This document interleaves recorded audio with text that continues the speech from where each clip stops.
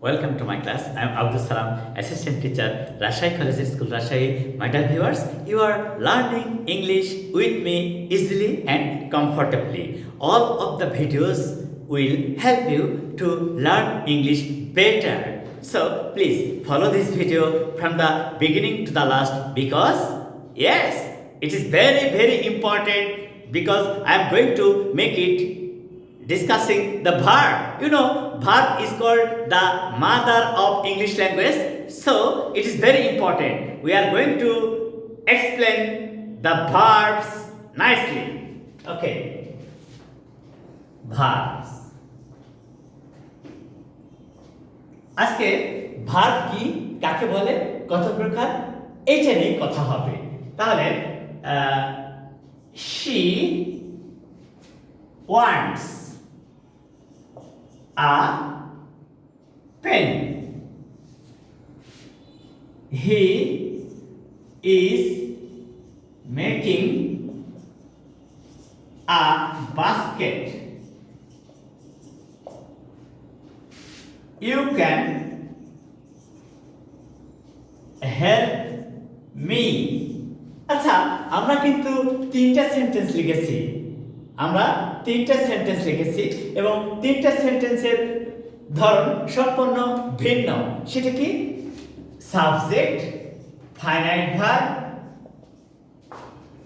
Object subject auxiliary verb finite verb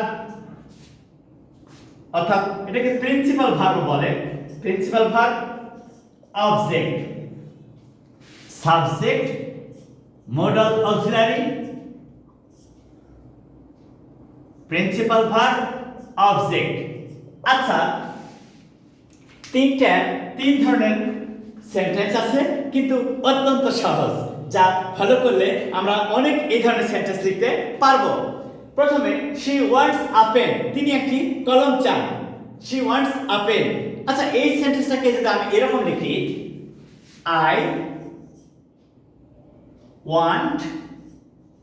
I want a pencil. I want a pencil. আমি একটি pencil চাই তাহলে এটা আমরা দেখছি কত সহজ একই স্ট্রাকচার ব্যবহার করলাম কিন্তু পেন এবং পেন্সিল চাওয়ার কাজটা হয়ে গেল তার অর্থ এরকম হচ্ছে যখন আমরা কোনো কিছু চাই তখন সাবজেক্ট প্লাস ওয়ান্ট প্লাস যে বিষয়টা চাই সেটার কথা বলবো যেমন তুমি বলছো I want a glass of water, I want a new mobile phone, I want a new grammar book, I want a new shirt. তাহলে কি মজা দেখো যদি এই স্ট্রাকচারটাকে আমরা এইভাবে লিখতে চাই শুধু এইভাবে কি সাবজেক্ট প্লাস ভার্ব প্লাস যা চাই সেই নাউনটা আর কিছু না কত সহজ যে যা চাই আমরা কি চাই এই সাবজেক্ট প্লাস ভার্ব তারপরে যে নাউনটা চাইবো সেটা লিখলেই কিন্তু আমাদের সেন্টেন্স লেখাটা কমপ্লিট হয়ে যাচ্ছে তাহলে কি হচ্ছে I want a map, I want a calendar, I want a new bag, I want to buy a car তাহলে এই যে ছোট্ট একটা structure subject plus verb plus noun এইটুকু ব্যবহার করে আমরা অনেক সেন্টেন্স লিখতে পারবো ইনশাআল্লাহ তাহলে এখানে একই স্ট্রাকচার ব্যবহার করা হলো আর এই ক্ষেত্রে বলা হচ্ছে যে subject plus auxiliary verb plus principal verb বা ফাইনাইট ভার্ব বা মেইন ভার্ব হোয়াই এই যে he is making a basket সে একটা ঝুড়ি তৈরি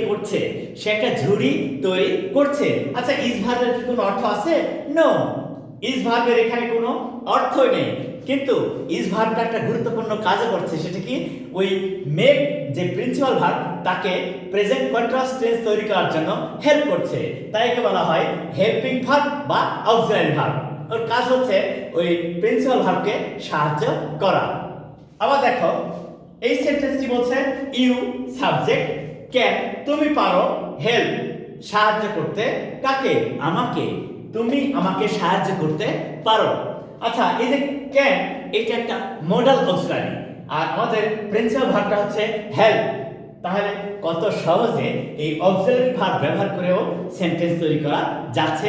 কখন?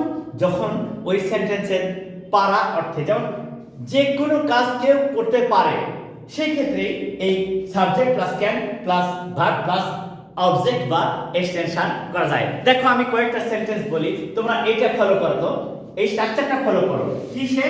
Subject plus modal plus verb plus object অথবা extension.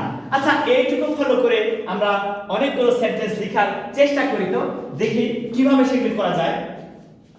You can help me, you can draw a picture, you can go out, you can buy a bag, you can read a novel, you can write a poem, you can make a new plan. দেখো তো ছোট্ট একটা structure ব্যবহার করে কত sentence লেখা যায়। শুধুমাত্র দরকার কি? প্র্যাকটিস। হয় practice makes a man perfect. কারণ চর্চা করতেই করতেই মানুষ অনেক জ্ঞানী বা দক্ষতা অর্জন করে। তাহলে সেক্ষেত্রে আমরা দেখবো, আমরা কিন্তু আজকের হেডলাইন বা টপিক সেন্টেন্স কিন্তু ভার্ব। তাহলে ভার্বটা কি? What is verb? Yes, verb means action. The word which completes the action in a sentence is called verb. তাহলে কি শিখলাম আমরা? সেন্টেন্সে যে ভার্ব সেন্টেন্সে যে ওয়ার্ড কোনো কাজ সম্পন্ন করে তাকেই বলবো আমরা verb.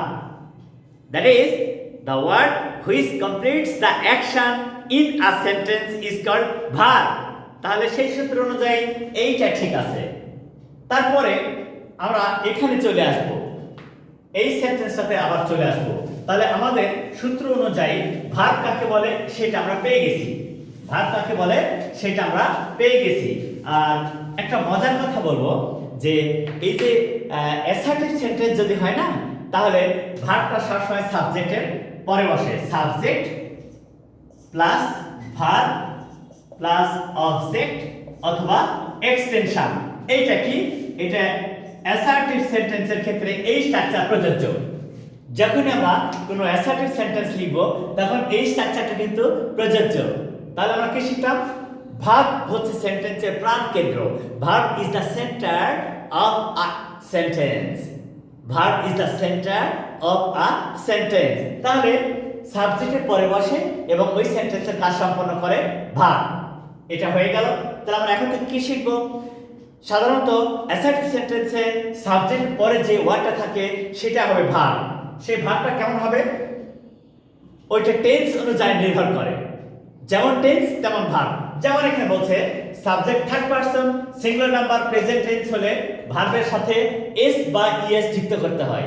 Subject third person singular number present tense হলে ভার্বের সাথে এস বা ইএস যুক্ত করতে হয়। কিন্তু সাবজেক্ট যদি second person first person plural number হয় সেই ক্ষেত্রে কিন্তু আর এস এস যোগ হবে না। যেমন দে ওয়ান্ট আ কার, তারা একটা কার চাই। Subject verb object. You want a grammar book. You want a grammar book. তুমি একটা গ্রামার বই চাও। তাহলে ইউ সেকেন্ড পারসন, তাই ভার্বের বেস ফর্ম হলো শি থার্ড পারসন, তাই ভার্বের সাথে এস এস হলো। দে প্লুরাল নাম্বার, তাই ভার্বের বেস ফর্ম হলো। আবার এটা খেয়াল করে দেখো, এটা বলছে কে? I want a new shirt. I want a new shirt. আমি একটা নতুন শার্ট চাই। Subject verb object. তাহলে আই ফার্স্ট পারসন। তাহলে আমরা কি শিখলাম এখানে? যখন আমরা নর্মাল অ্যাকশন নিয়ে কথা বলবো, সাধারণ চাওয়া পাওয়া দেওয়া নেওয়া এসব নিয়ে কথা বলবো, তখন প্রেজেন্ট ইনডিফিনিট টেন্স হয়। And they are called habitual action. They are called habitual action. তাহলে এই হ্যাবিচুয়াল অ্যাকশন গুলো কি হয়? প্রেজেন্ট ইনডিফিনিট টেন্স হয়। আর প্রেজেন্ট ইনডিফিনিট টেন্সের কি হয়? প্রথমে সাবজেক্ট, তারপরে ভার্বের বেস ফর্ম প্লাস অবজেক্ট বা এক্সটেনশন হয়। আর কি হয়? Subject third person singular number present tense হলে ভার্বের সাথে এস এস যুক্ত হয়। আর সাবজেক্ট যদি প্লুরাল নাম্বার বা সেকেন্ড পারসন বা ফার্স্ট পারসন হয় তাহলে ভার্বের বেস ফর্ম হয়, অন্য কোনো চেঞ্জ হয় না। আশা করি তোমরা এখানে বুঝতে পেরেছো। কিন্তু আসলে মূল বিষয়টা হচ্ছে কিন্তু ভার্ব। সে ভার্বটা কি? Which completes the action in a sentence, যা সেন্টেন্সে কাজ সম্পন্ন করে। তো এই ভার্বটা আবার প্রধানত দুই প্রকার হয়। কেমন? আমরা একটু দেখি তো সেটা কিভাবে হয়। এই ভার্বটা বা সেন্টেন্সে প্রধানত দুই প্রকার হয়ে থাকে। ভার্বটা প্রধানত সেন্টেন্সে দুই প্রকার হয়ে থাকে। একটা হচ্ছে এক নাম্বার সেটা হচ্ছে প্রিন্সিপাল ভার্ব। এক নাম্বার হচ্ছে প্রিন্সিপাল ভার্ব। যেমন they are playing, they are playing football, তারা ফুটবল খেলছে। দে আর প্লেইং ফুটবল, কে? তারা সাবজেক্ট। খেলছে এটা হচ্ছে প্রিন্সিপাল ভার্ব। এই যে প্রেজেন্ট কন্টিনিউয়াস টেন্স তৈরি করার জন্য আর ব্যবহার করা হলো কি? Auxiliary verb. কি খেলছে? ফুটবল, এটা হচ্ছে অবজেক্ট। তাহলে আমরা কিন্তু একদম ক্লিয়ার হয়ে গেলাম যে এই সেন্টেন্সে দুই ধরনের ভার্ব আছে। একটা হচ্ছে প্রিন্সিপাল ভার্ব, যে সেন্টেন্সের কাজ সম্পন্ন করছে, আর একটা হচ্ছে অক্সিলারি ভার্ব, যে প্রিন্সিপাল ভার্বকে কাজে সাহায্য করছে কিন্তু নিজে অর্থ প্রকাশ করতে পারছে না। তাহলে আমরা কি শিখলাম? The verb which completes the action in a sentence is called principal verb, and the other verbs which are used with the principal verb to make tense and different kind of sentences in different tenses are called auxiliary verb. But they can't complete the meaning of that sentence, but they help the principal verbs to make sentences. তাহলে কি? আরেকটা উদাহরণ দেখো তো।